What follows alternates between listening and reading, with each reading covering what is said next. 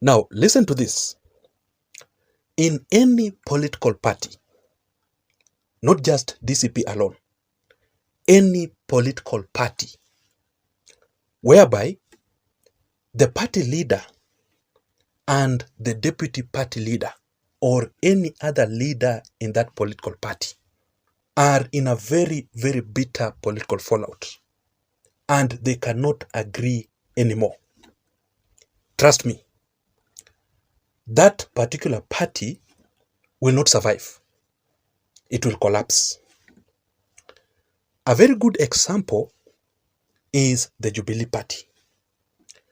Jubilee Party was the most popular political party here in Kenya for over 7 good years. But during the last 3 years of the Jubilee Party administration, remember Uhuru Kenyatta and William Ruto were in a very bitter political fallout. They couldn't agree anymore. Uhuru Kenyatta was in a fallout with other leaders within the Jubilee Party. Uhuru was the party leader, right? William Ruto was the deputy party leader of Jubilee. But because of the divisions, that was the end of Jubilee Party. Up to date, Jubilee Party collapsed and it will never ever rule this country again. It is dead completely. And what about the ODM Party? A political party that belongs to Raila Odinga. Because ODM Party has successfully managed to survive for 20 good years. ODM Party was officially unveiled in the year 2005. Up to date. So what is the difference here? The real reason as to why ODM Party has survived for 20 good years and it is still very strong, because remember that ODM Party still has a chance to form the next government of the 2027 general elections. ODM is still strong. It will determine the next administration in 2027. But the reason as to why ODM Party has survived all these years, it is because of Raila Odinga's political relationship with his deputy and other leaders within the ODM Party. Otherwise, if Raila Odinga was in a bitter fallout with other leaders within the ODM Party, trust me, ODM Party hainge survive. Because of the divisions, ODM Party ingekuwa imecollapse kitambo sana. So Raila Odinga amejaribu sana. In fact, ODM Party is the only political party that has survived for the longest time. 20 good years is not a joke. My point here then is that if the former DP, Rigathi Gachagua, is not very careful with this political party, DCP, then DCP will collapse. Currently, Rigathi Gachagua is in a very bitter political fallout with his deputy, Cleophas Malala, in DCP. Rigathi Gachagua's political party, DCP, is only 4 months old. Remember that Rigathi Gachagua officially unveiled DCP on the 15th of May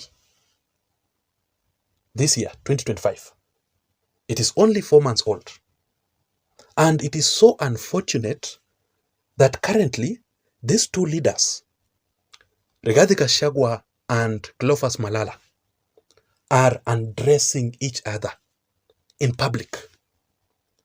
They cannot sort out their issues of the party privately. Yesterday, Rigathi Gachagua conducted a political rally in Nyandarua County. And during that particular event, Rigathi Gachagua attacked Cleophas Malala very badly.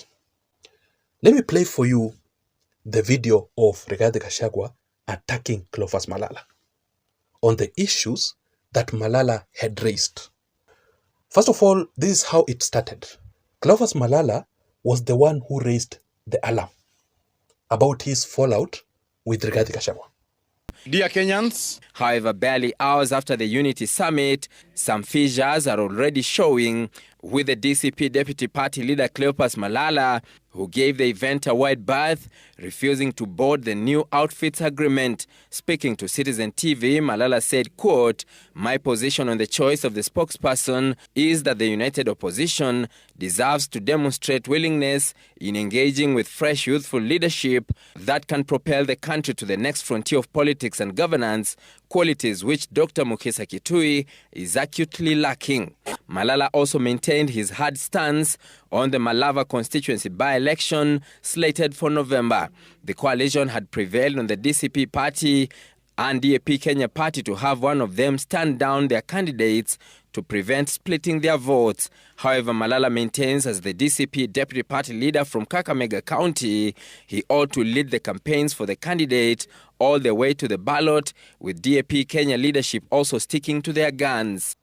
Cleophas Malala talked about three good things. That number one is being sidelined in DCP by Rigathi Gachagua and other leaders from the Mount Kenya region. So I guess because Cleophas Malala is not a Kikuyu, is not engaged in any political matters. Every political decision is being handled by Rigathi Gachagua and other leaders from the Mount Kenya region. That is exactly what Cleophas Malala talked about. So, he's saying that Rigathi Gachagua is a dictator. Yeye hana maoni. He is just the deputy party leader of DCP.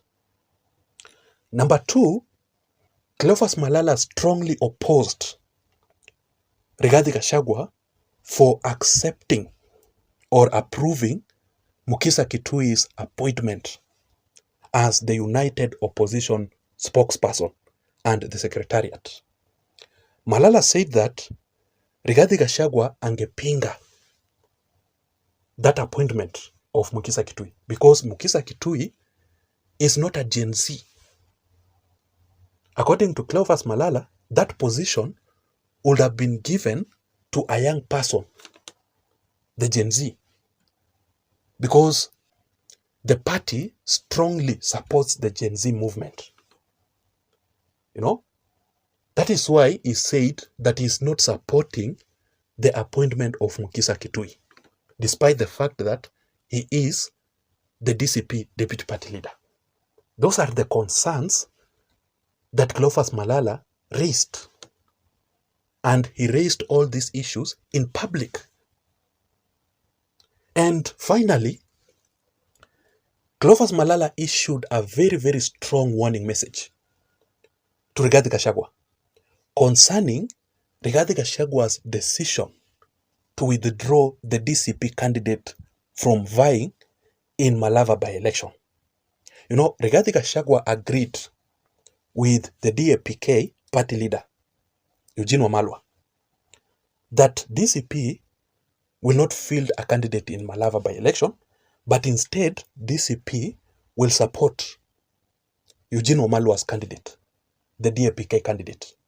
Instead of fielding the United Opposition candidate separately, it will cause the divisions, and Ruto and Raila Odinga will win those by-elections because of the divisions.